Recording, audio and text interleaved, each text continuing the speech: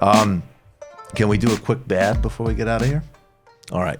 We will do a very quick bad because it's media criticism. I apologize, guys. We have no time for questions and calls. We'll do that next time. And next time, we will certainly get to the 18th Brumaire and maybe even the German ideology. I'm excited. Yeah, those are great works. And we will also talk perhaps about Beatles or Rolling Stones. Actually, who is that? What, as he gets the tweet, what is your pick? Beatles or Rolling Stones? Beatles. Beatles. That's the counterintuitive pick. I love it. All right, yeah, play the bad, and then let's just do this really quickly. Looks like it could be something that will be not good. Believe me, not good. No good, really bad for you. But it looks like it could be something that will be not good. Believe me, not good.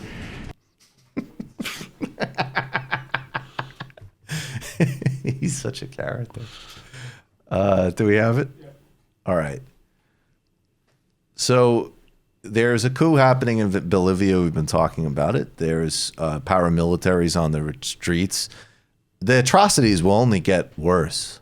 And a lot of people who've been being, twerps about this are going to be embarrassing themselves. New York Magazine put out this tweet. The unseemly end for Bolivian President Evo Morales serves as a cautionary tale for what happens when world leaders remain in office for too long. Now, my friend Andre Dumise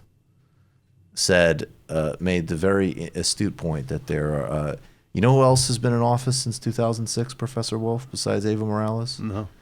A very prominent global leader by the name of Angela Merkel. Yes.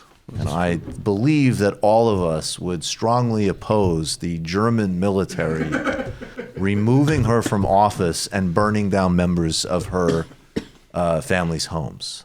So this is the type of trash double standard journalism that normalizes what is really a horrific atrocity. And no leader need be perfect to not deserve this. In fact, on the opposite end of the spectrum, Morsi of the Muslim Brotherhood did not deserve the coup in Egypt. And I did not support him at all. I'm not even obviously Morales, there's a lot to support about. But coups are wrong. And we shouldn't be in the business of equivocating and normalizing them. I mean, look at what Lula said in the clip we played earlier. Like, Bolsonaro won the election. We're going to have to abide by it. He did that. Yeah. He said that. He also said in the same clip, though, he said the day before, he said, look what's happening in Bolivia. They won't accept when they lose. Right. And then he said, let Venezuela figure out Venezuela. Trump should take care of poor people in America and not come here to bust our balls. But there we are. I also see this kind of clip. This is very American. Yeah. Very important to get away from class struggle, from class conflict, from the basic way the economy works, from the inequality, the grinding pot, and make this a political deed as if the length of time has to do. What the hell are you talking about? Why would you find, of all the deeper meanings of this kind of transformation, the history of coups, the history of intervention, all you can say is he was in there for a long time. I mean, it takes superficiality to a whole new level. I mean, and it's so gross that you realize really is a deflection.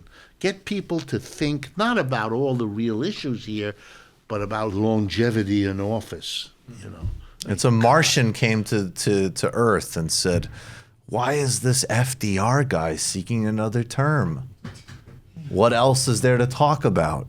Yes, I forgot to mention. Roosevelt was in term a long time. Maybe we should rewrite American history. That poor Roosevelt, we should have got rid of him earlier because look how many years he was in. Yeah. And we've said it before. I mean, the whole point of having elections is to decide who people want to be their leader. So that sort of makes term limits completely irrelevant. I agree. And again, it's an assertion with zero evidence. I think, look, Evo's popularity had decreased. He only won 47% of the vote. He was actually a massive, overpoweringly popular leader. And he hung on because even for his mistakes, the stat that hits me is so much poverty cut, but when the average height of the citizens go up, yes, just because of increased nutrition alone, And no one has any time for that here because they're, well, frankly, all too many. I mean, some are just fascist neighbors, and a fair amount of people are just brats, unfortunately.